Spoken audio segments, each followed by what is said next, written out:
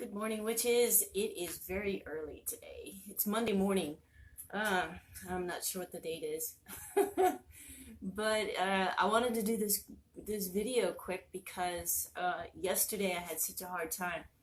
I'm not happy with YouTube.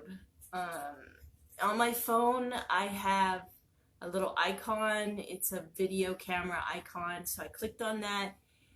And it said that I had an option between live video and record, and since I'm not eligible to do live streaming because I don't have 1,000 subscribers, but I could on my laptop. I don't understand that, but anyway, on my mobile phone, live streaming I'm not eligible until I have 1,000 subscribers. Whatever. So I chose the record. And I hammered on for 30 minutes, and when I pressed the stop button, it disappeared. It was gone.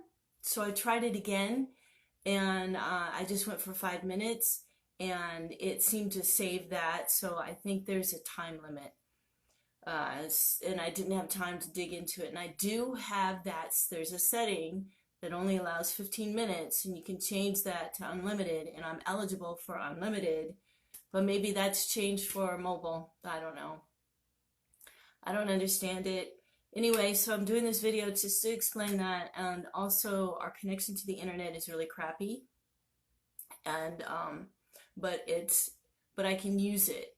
I can, instead of my phone connection, but it's a little iffy. Sometimes I don't know, it freezes up and it does weird stuff. Anyway, so I'm technologically challenged at the moment, but I wanted to get this video out.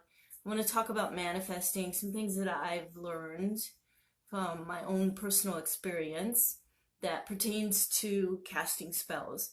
And somebody once asked me, what's the difference between law of attraction and casting spells? Oh my God, like a million things different.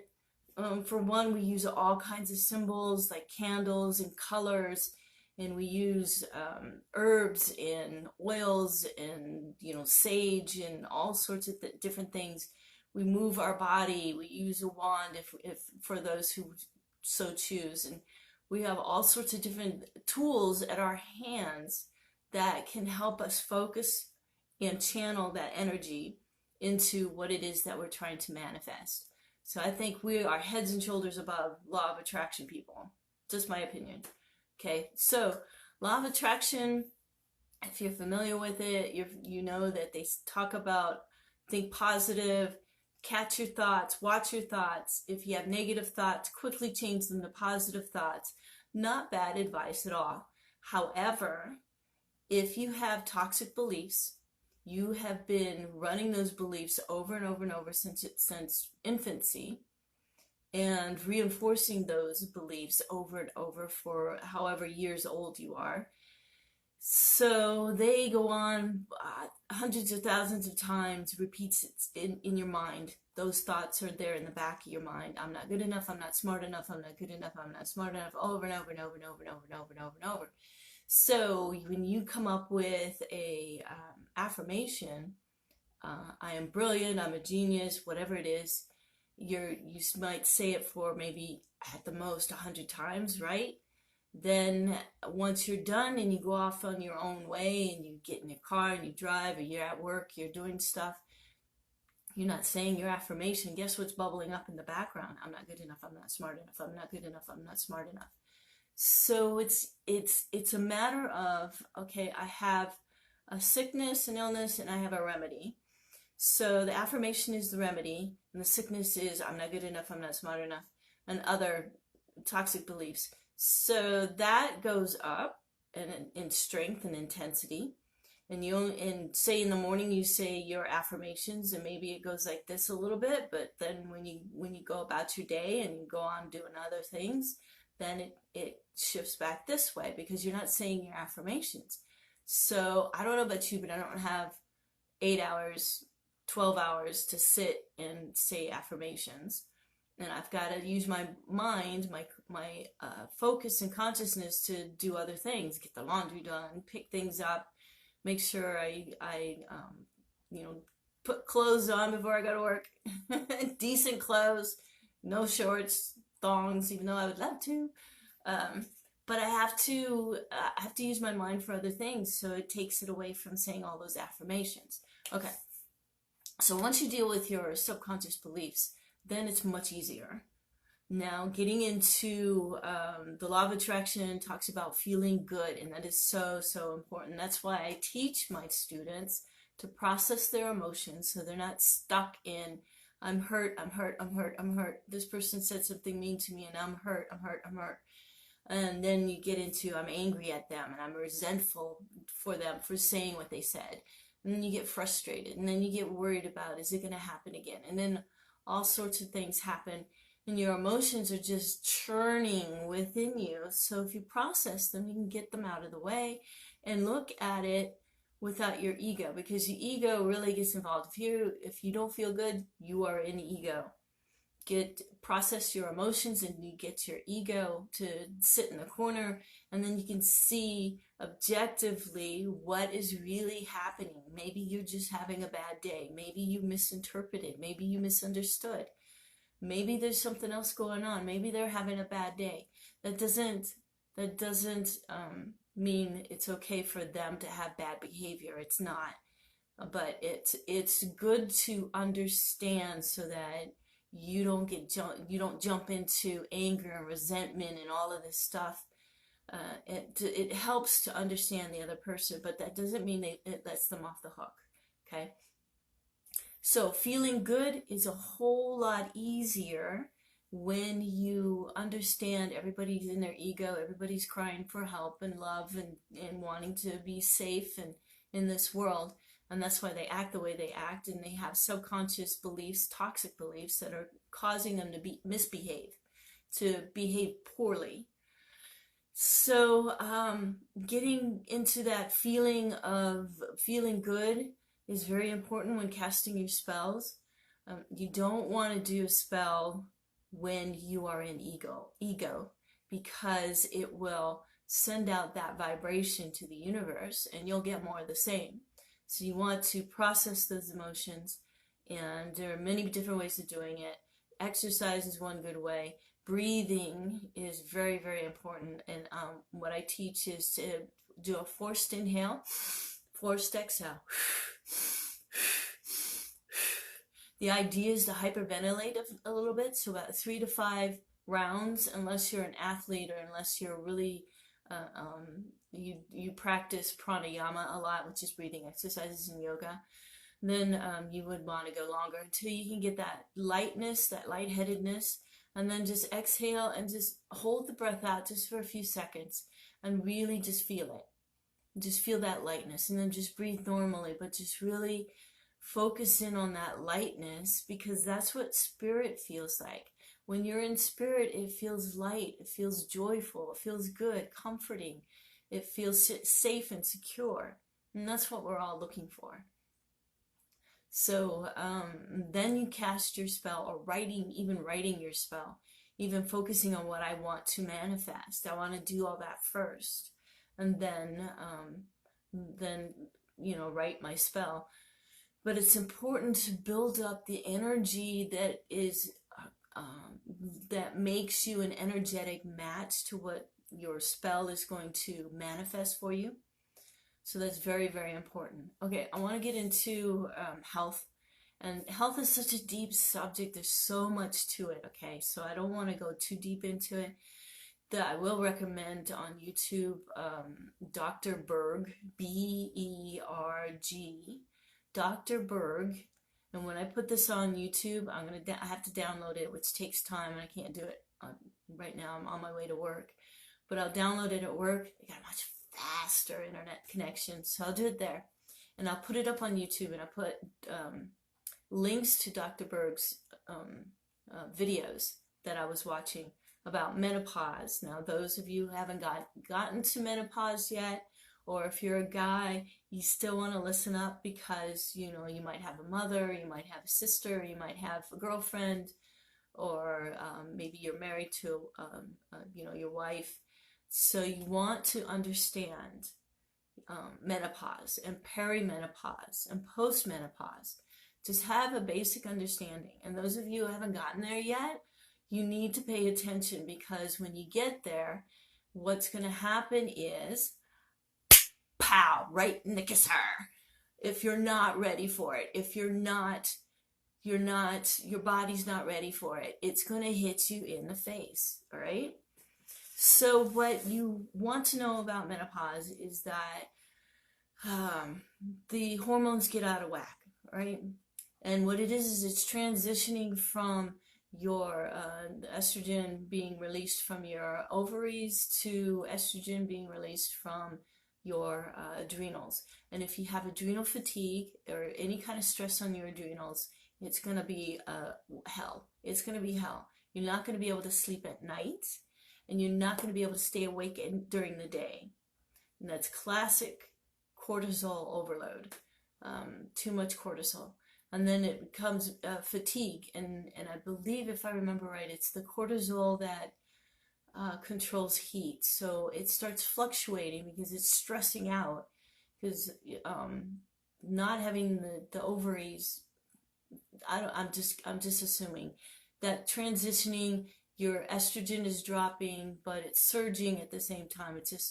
It's a mess, but it's everything's in an upheaval, which causes more stress and makes you more vulnerable to stress. That's why when you go through menopause, a lot of women are short-tempered, and they're easily frustrated, and they lash out at people because there's this fluctuation. There are things you can do to prepare for it so that does not happen. A lot of people want to say it's genetic. Bullshit. Okay? It's not. My mother spent years with hot flashes and night sweats. I went a year because I went to a naturopath and I got the damn things balanced. All right? So I got my hormones balanced. The hot flashes stopped. Haven't had one since.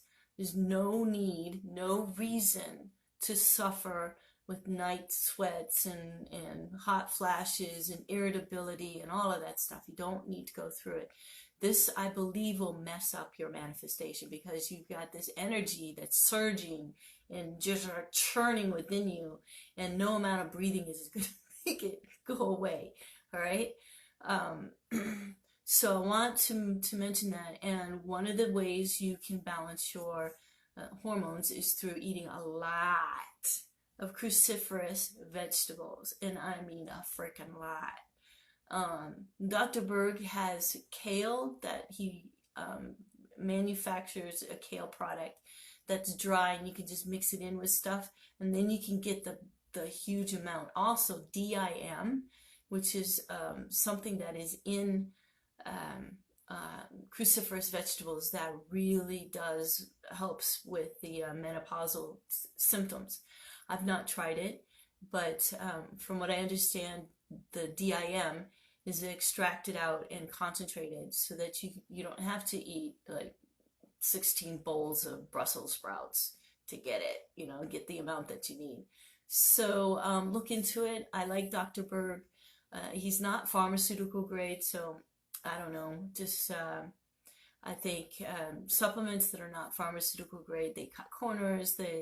They legally can have 10% less of what is on the label. So if it's 1,000 milligrams of vitamin C, they can have 10% less and still call it 1,000 milligrams. I'm paying for 1,000 milligrams. I want 1,000 milligrams. Okay. So that's just a side note, but it's important to have the hormones in balance. Another method is the Wim Hof, WIMHOF, method. Take a look at him on YouTube. It's a very simple breathing method. He has a training video or videos, a series of videos, a course that you could get. I haven't gotten it yet. I haven't gone through it. I'm still working on the breathing. And so you do the breathing every day. He claims that, and he's been through a lot of scientific studies. They poked him and they prodded him and they hooked him up to all kinds of machines and tested him. And so I'm assuming that he got this through all the research that these scientists did on him, that it actually will balance hormones.